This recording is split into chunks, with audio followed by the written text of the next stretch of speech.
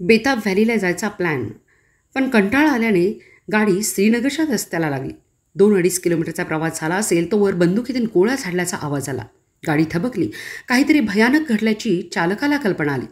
समोरून येणाऱ्या वाहन चालकाने काय घडलंय याची माहिती दिली. आतंकवादी हल्ला झालाय हे कळाल्यानं सर्वांचा थरकाप उडाला. त्या चालकासह काश्मीरी बांधवांच्या सहकार्याने त्या सुरक्षित पोहोचल्या. तेथून त्या सांगलीत दाखल झाल्या. बेताब व्हॅलीला जाण्यास नकार दिला नसता तर आपली अवस्था काय झाली असती या विचाराने त्या आजही सुन्न आहेत. या पर्यटकापैकी सांगलीतील सविता माने आखोदेखी सांगत होत्या.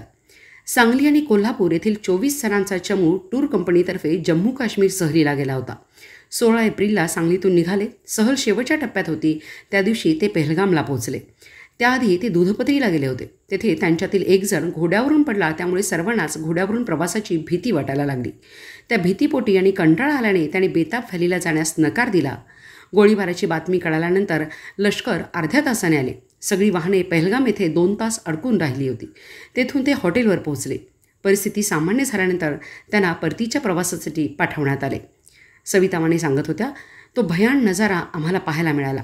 लष्कराची धावपळ सुरू होती. रुग्णवाहिका धावत होत्या. जखमींना खांद्यावर घेऊन काश्मीरी लोक पहाड चढत होते. त्यांची काळजी करत होते. सर्व पर्यटकांना आधार देत होते. आम्हाला त्यांनी धीर दिला. काही गोष्टी आम्हाला खूप खटकल्या. आम्ही फिरताना रस्त्यावरच लष्कर दिसायचे.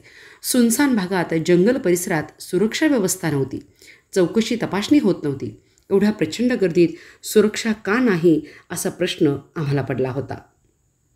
आमची 16 तारखेची ट्रिप होती. 28 जणांचा आमचा ग्रुप होता सांगलीचा.